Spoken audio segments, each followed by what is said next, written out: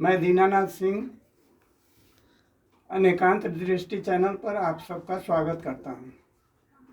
साथियों, हम लोग जीवन में प्रायः एकांतिक दृष्टि से ही सब कुछ सोचते और समझते हैं। हम दूसरे पक्ष की बात नहीं समझते। इसीलिए क्या होता है कि मनुष्यों में एक दूसरे के प्रति वैर भावना प्रकट हो जाती है और वो बदला लेने की चेष्टा करते हैं। अनेकांत दृष्टि जैसे ऐसा कोई प्रकाश नहीं है जिसमें कि अंधकार ना हो, और ऐसा कोई अंधकार नहीं है जिसमें प्रकाश की उपस्थिति ना हो। जीवन मरण सुख दुख सब अनेकांत दृष्टि से ही होते हैं। विरोधाभासी अवश्य होता है। और जैसे हम शारीरिक दृष्टि से ही सोचते समझते हैं, अपने को जानते हैं, लेकिन ऐसा नहीं है। हम आत्मा हैं और आध्यात्मिक दृष्टि से भी अपने को समझना चाहिए।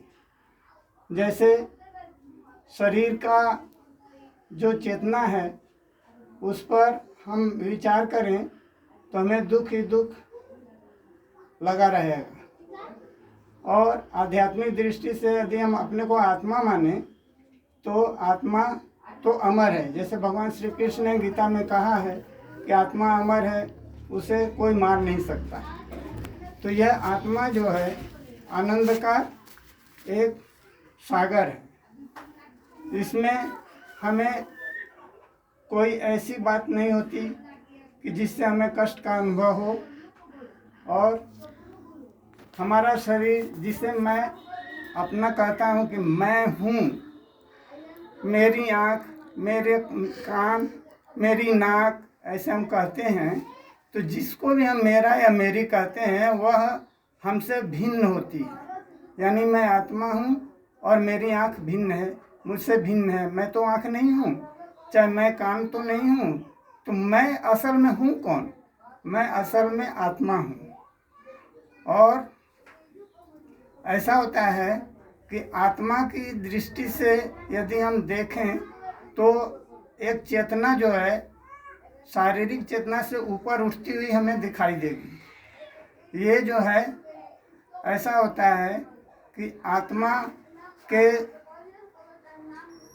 हमसे भिन्न नहीं है। आत्मा तो मैं स्वयं हूँ और यह शरीर मुझसे भिन्न है। जैसे आत्मा भिन्न है तो वह शरीर से यह नहीं समझती कि मैं शरीर हूँ।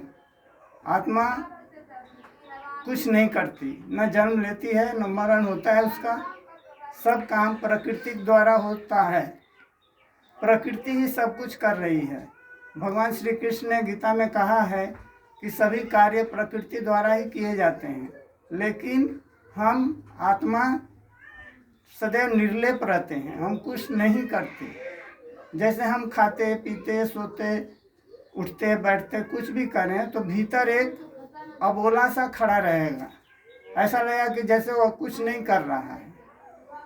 तो यदि हम ऐसा अनुभव करें कि कोई भी काम करते समय यह सोचें कि मैं नहीं कर रहा हूँ, यह काम हो रहा है, अपने आप हो रहा है। चाहे मुझे कोई अपशब्द कहे तो मुझे यह सोचना या समझना चाहिए कि अपशब्द तो कहा गया लेकिन मुझे नहीं कहा गया है। चाहे मैं कुछ करूं तो यह समझना चाहिए कि मैं कुछ नहीं कर रहा हूं, यह हो रहा है अपने आप, माने प्रकृति ही कर रही है। ऐसा हमें सोचना चाहिए। जैसे अस्तित्व है, जिसे हम है कहते हैं, वह अस्तित्व का अनुभव कराता है।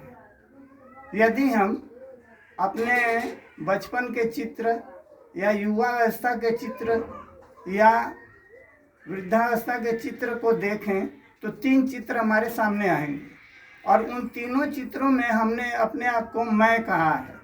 जब मैं बचपन में था तो बचपन के चित्र में चेहरा दूसरे ढंग का होगा, युवावस्था में चेहरा कुछ बदला होगा, और वृद्धावस्था में चेहरा बदल जाता है। लेकिन इन तीनों चित्रों में हमने अपने आप को मैं ही कहा है। लेकिन अस्तित्व तो बदलता नहीं, उसका रूप कैसे बदल जाएंगे? तो असल में जो बदलने वाला नहीं है वही आत्मा है। तो इसका मतलब यह हुआ कि मैं ही आत्मा हूँ, मैं बदलता नहीं हूँ, और शरीर का अवस्था जो है वह बदलता रहता है। और जैसे कि गीता में कहा गया है कि स्वधर्मे निधनम श्रेय पर धर्मो भयावह। यहाँ ईसाई धर्म या सिख धर्म, पारसी धर्म आदि आदि धर्मों से मतलब नहीं है, यहाँ सिर्फ आत्मा के धर्म से ही मतलब है। जैसे हम आत्मा धर्म में ही यदि रहें तो हमें आनंद का अनुभव होगा। शारीरिक दृष्टिकोण से यदि हम अपने को देखते हैं तो दुख का अनुभव होगा, क्योंकि शरीर तो बदलने वाला है, नाशवान है। तो शरीर की चेतना में रहने से हमें कष्ट का ही अनुभव होगा। और जबकि हम आत्मा अपने को समझें तो हमें आत्मा के आनंद की अनुभूति होगी। और ऐसे ही यदि हम अपने इष्ट को आत्मा माने तो मैं भी आत्मा हूँ और इष्ट की भी आत्मा है, तो आत्मा का आत्मा से संपर्क होगा। जैसे जो दो तारों को जोड़ना होगा तो ऊपर की जो प्लास्टिक है उसे हमें छील कर जोड़ देंगे उसको, तभी तो उसमें विद्युत का प्रवाह होगा। उसी प्रकार इष्ट की जो आत्मा है वह और हमारी आत्मा दोनों को यदि हम मिलाएं, उनसे योग करें, तो हमारे जो इष्ट हैं, देवता हैं या देवी हैं, उनकी आत्मा की तरंग हमारी आत्मा में प्रवेश करेगी और उनसे संबंध होगा। वह संबंध यौगिक संबंध होगा, शारीरिक संबंध नहीं होगा। जैसे एक शक्ति है, शक्ति से हम सभी कार्य करते हैं, उसी प्रकार इष्ट की शक्ति से हम अपनी शक्ति को मिला लें तो एक विशेष प्रकार की तरंग उत्पन्न होगी। वही तरंग हमें आनंद से सराबोर कर देती है और हमें विशेष शक्ति की अनुभूति होगी। ऐसे शक्ति योग में यदि हम देवी पाठ या चंडी पाठ करें तो विशेष प्रकार का आनंद का अनुभव होता है। जैसे ओम ऐं ह्रीं क्लीं चामुंडाय विच्चे, ओम ह्रीं श्रीं कांसो स्मितां हिरण्य प्राकारा माद्रा ज्वलंतीं तृप्ता तर्पयन्तीं पद्मे स्थितां पदं वर्णातामिह श्रियम्। ओम ह्रीं श्रीं क्लीं, ओम ह्रीं श्रीं क्लीं दुर्गे स्मृतां हरसि भीतिमशेषि जन्तौ स्वस्थ स्मृता मतिमतीव शुभां ददासि यदन्ति यच्च दुर्गे। बोलिए साथियों, इस प्रकार हम शक्ति का योग करके शक्ति की अनुभूति प्राप्त करेंगे और अपने इष्ट से संबंध स्थापित कर लेंगे। अब हम मिलते हैं अगले वीडियो में। साथियों नमस्कार, कृपया चैनल को सब्सक्राइब करें। धन्यवाद।